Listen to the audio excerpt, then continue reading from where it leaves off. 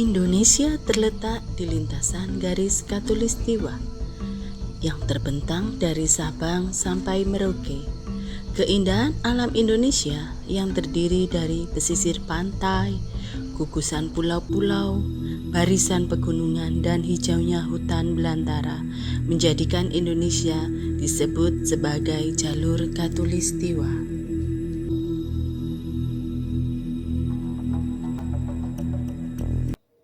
Assalamualaikum warahmatullahi wabarakatuh. Hai Ananda kelas 5 yang solih-solihah. Bertemu lagi dengan Bu Yeni.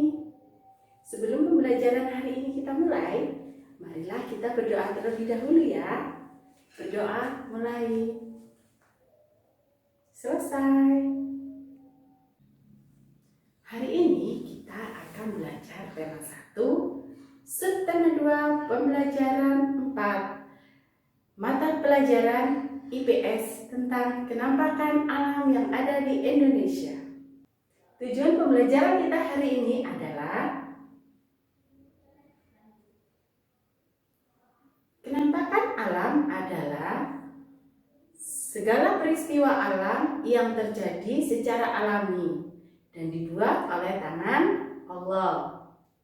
Sedangkan kenampakan alam buatan yaitu ketampakan atau lingkungan yang dibuat oleh tangan manusia.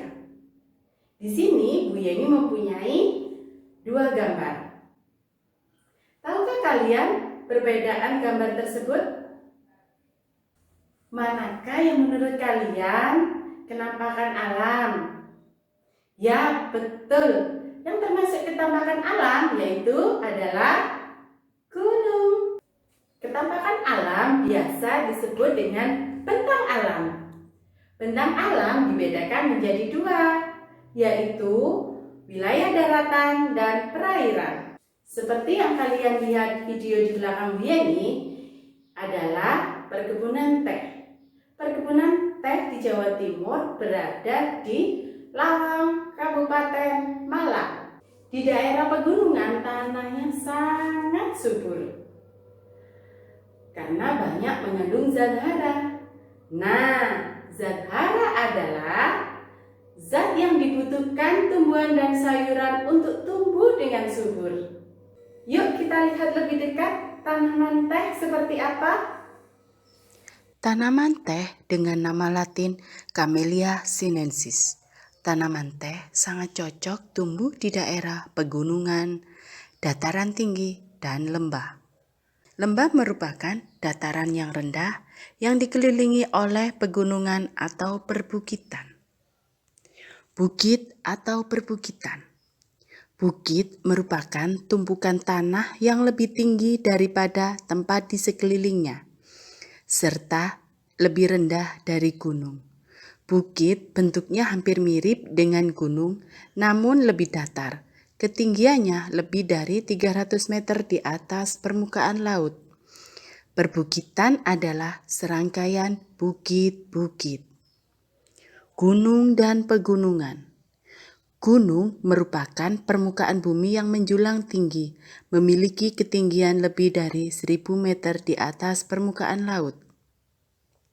Pegunungan merupakan rangkaian dari gunung-gunung. Gunung dibagi menjadi 2, yaitu gunung aktif yang memiliki aktivitas vulkanik seperti erupsi, letusan magma, lahar, dan lain-lain. Gunung yang masih aktif sewaktu-waktu dapat meletus. Maka dari itu, penduduk di sekitar gunung harus mengetahui tanda-tanda gunung akan meletus. Gunung tidak aktif merupakan gunung yang tidak memiliki aktivitas vulkanik. Dataran tinggi. Dataran tinggi adalah jenis daratan yang luas yang memiliki ketinggian lebih dari 500 sampai 600 meter di atas permukaan laut. Dataran tinggi terbentuk dari erosi atau sedimentasi. Dataran tinggi biasanya cocok sebagai tempat peternakan, pendidikan, pariwisata, dan pemukiman warga. Dataran tinggi sangat menarik minat wisatawan karena keindahan alamnya. Dataran rendah. Dataran rendah merupakan daratan luas yang memiliki ketinggian kurang dari 200 meter di atas permukaan laut. Daerah dataran rendah banyak dimanfaatkan sebagai tempat pemukiman warga. Selain itu, banyak sekali tempat-tempat pariwisata dan pusat perkantoran. Seperti yang ada di video, sepanjang jalan berjajar pertokohan dan pusat perdagangan. Pusat perkantoran lebih cocok berada di daerah dataran rendah, karena perkotaan besar berada di daerah dataran rendah. Dataran rendah biasanya berbatasan langsung dengan daerah pesisir atau pantai. Kita akan belajar kenampakan alam perairan. Pantai. Pantai merupakan titik pertemuan antara wilayah darat dengan laut. Biasanya landai dan berbentuk pasir. Namun ada juga pantai yang berbatasan langsung dengan bukit. Sungai. Di sebelah kiri adalah Sungai Gembong yang menuju ke laut. Sungai merupakan ketampakan alam berupa aliran air dalam jumlah yang besar, yang mengalir di daratan dari hulu ke muara. Hulu sungai berasal dari dataran tinggi atau gunung, sedangkan muaranya berada di laut atau danau. Laut. Laut adalah genangan air dalam jumlah banyak dan rasanya asin. Laut menjadi pemisah antara daratan menjadi pulau-pulau, baik pulau kecil maupun pulau besar. Laut dimanfaatkan sebagai jalur lalu lintas penghubung antar pulau. Demikian pembelajaran hari ini. Semoga bermanfaat bagi Ananda sekalian. Jika Ananda mengalami kesulitan, nanti kita diskusikan melalui WhatsApp grup ya.